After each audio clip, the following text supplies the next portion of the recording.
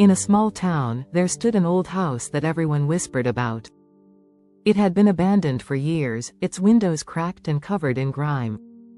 But that didn't stop Sarah, a curious teenager, from exploring it one rainy afternoon.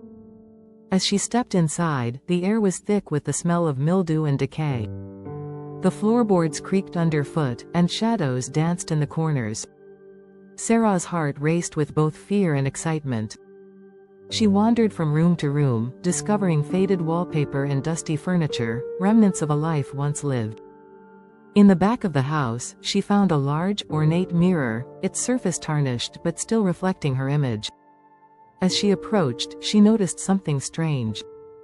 In the mirror, her reflection was slightly delayed, as if it was a heartbeat behind. Shaking off the unease, she leaned closer. Suddenly, the reflection changed. Instead of her own face, she saw a woman, pale, with dark hair cascading over her shoulders. The woman smiled, but her eyes were empty, void of life. Startled, Sarah stumbled back, but the reflection remained. "Help me," the woman mouthed silently, her lips moving but no sound escaping. Sarah felt a pull, an inexplicable urge to understand.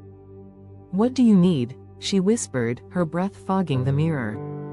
The woman's smile faded, replaced by an expression of anguish. "Find me," she whispered, finally breaking the silence. Then, the reflection flickered, revealing a dark room behind the woman, a small, locked space filled with cobwebs. Before Sarah could react, the mirror rippled, and the woman reached out, her hand pressing against the glass. Sarah felt a cold wind rush past her, and for a moment, she saw the woman's hand break through, reaching for her. Panicked, Sarah ran from the room, but the house felt alive, twisting and turning as she fled. The shadows grew thicker, enveloping her. Whispers filled the air, echoing her name, urging her to come back. Determined, Sarah returned to the mirror, her heart pounding. "I'll help you," she shouted. "Just tell me how." The woman's reflection brightened, a flicker of hope in her empty eyes.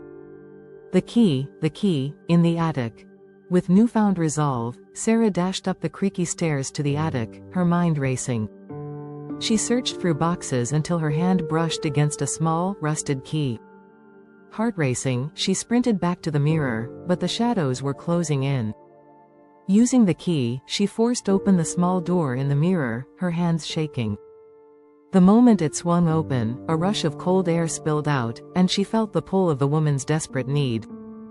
She reached inside, and in a flash, the world twisted. Suddenly, Sarah found herself in the dark room behind the mirror. The woman stood before her, now fully corporeal. But as Sarah looked closer, her heart dropped. This was no savior. The woman's eyes were now filled with a hunger, a darkness that mirrored the very shadows Sarah had run from. "Thank you for freeing me," the woman said, her voice a chilling melody. "Now you'll take my place." Before Sarah could scream, the shadows enveloped her, pulling her into the depths of the mirror. And as she was consumed, the house settled back into silence, waiting for the next curious soul to wander in.